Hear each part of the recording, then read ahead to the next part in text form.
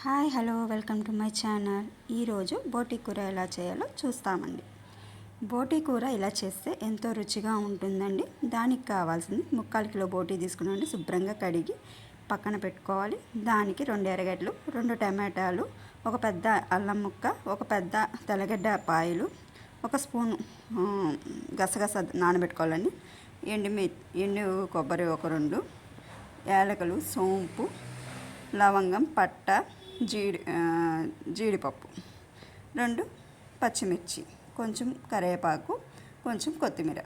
దీనన్నిటిని ఈ ఎర్రగడ్డ, టమాటా, తెల్లగడ్డ, అల్లం, ఎండు కొబ్బరి, సోంపు, యాలకులు, లవంగం, పట్ట, జీడిపప్పు, టమాటా, ఎర్రగడ్డ అన్నీ వేసి మిక్సీలో కొంచెం కొత్తిమీర, నానబెట్టుకున్న గసగస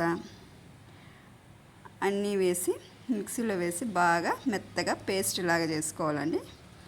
మెత్తగా పేస్ట్ లాగా ఇదిగో ఈ విధంగా చేసుకోవాలి.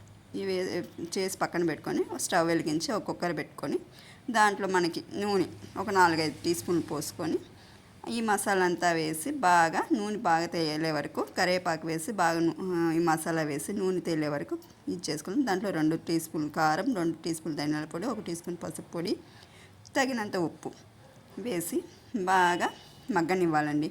నూనె అంతా పైకి తాలి చూసారా, ఎర్రగా ఈ విధంగా మగ్గాలండి. తర్వాత కడిగి పెట్టి శుభ్రం చేసుకున్న బోటిని వేసుకొని ఈ మసాలా అంతా పట్టేదాకా బాగా మగ్గనివ్వాలి. ఈ మసాలా అంతా బోటికి బాగా ఈ విధంగా కలిపి పెట్టాలండి. ఈ విధంగా కలబెడుతూ మసాలా అంతా బోటికి పట్టేలాగా కలబెట్టాలండి. బాగా మసాలా, ఉప్పు, కారం అంతా బోటికి పడుతుంది. బోటికి పట్టి ఈ విధంగా కొంచెం నీళ్ళు వస్తాయండి. ఆ నీళ్ళలోనే కొంచెం బాగా మగ్గుతుంది బోటి బాగా మగ్గాక దానికి తగినంత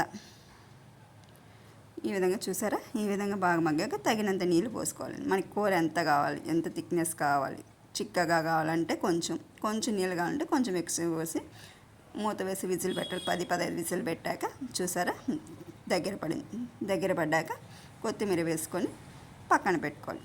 చూసారండి బోటి కూర. ఇది మీకు నచ్చినట్లయితే నా ఛానల్ని సబ్స్క్రైబ్ చేయండి, లైక్ చేయండి, షేర్ చేయండి.